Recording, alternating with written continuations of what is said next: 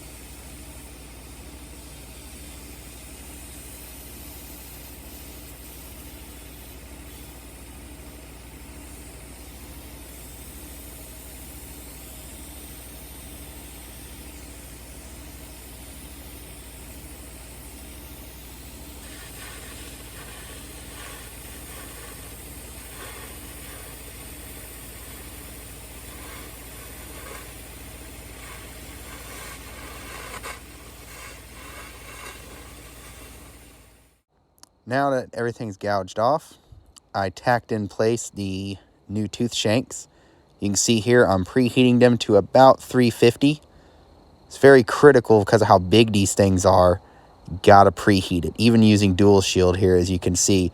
Now, even the first pass of dual shield wound up cracking on some of them, so I had to gouge it out and redo it again. And then the second pass, it worked on some of them, so I don't know. Maybe there's some crap in there. You can see dual shield for the win for sure. It made that go real quick. And then put a layer of hard facing. Now, these first few passes of hard facing, you can tell they're a little cold. Not exactly what I'm looking for. So I did some diagnostics, and sure enough, I had some bad lead connections at my reels. And after fixing them, they turned out much better. And a big shout out to Zeus at Olympian Welding for helping me get this situation fixed and get this looking a lot better. I can sleep much better at night with hard facing it looks that good. And the heavy equipment repair doesn't stop there. I got a little excavator to work on. Here, as you can look at this nice, beautiful crack in the top of the boom, and somebody's attempted to repair it before. So first step is to get all the hydraulic lines and grease port lines out the way and clear the top of the excavator boom. Get all that crap out of the way. And once all that's out the way, it exposes the crack nicely so we can get to it with the plasma gouger.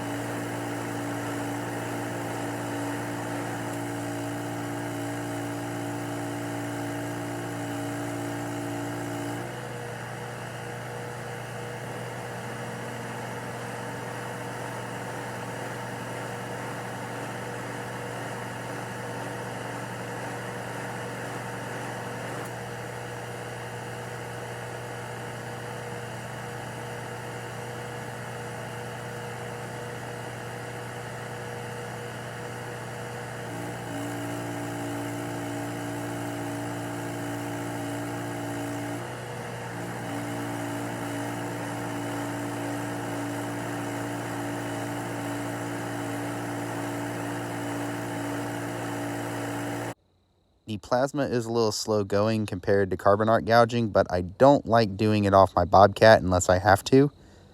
So you see right there, started cleaning it up. And nice big fat gouge in there. Take a grinder, clean up all the paint around all the edges and everything. And again, old standby, hit it with some dual shield and just keep burning it in. As long as there ain't a lot of wind, that dual shield is your best friend. And the customer wants a fish plate put over it. I'm not big on doing fish plates, but he said he wanted it. So plasma cut out a AR500 fish plate because that's what he had sitting around. Welded on there, slap some paint on it, and it's good. And best part about this job was the payment. Check that out. 2 Miller Big 50s for fixing one excavator. Now, both of these Miller Big 50s are broken.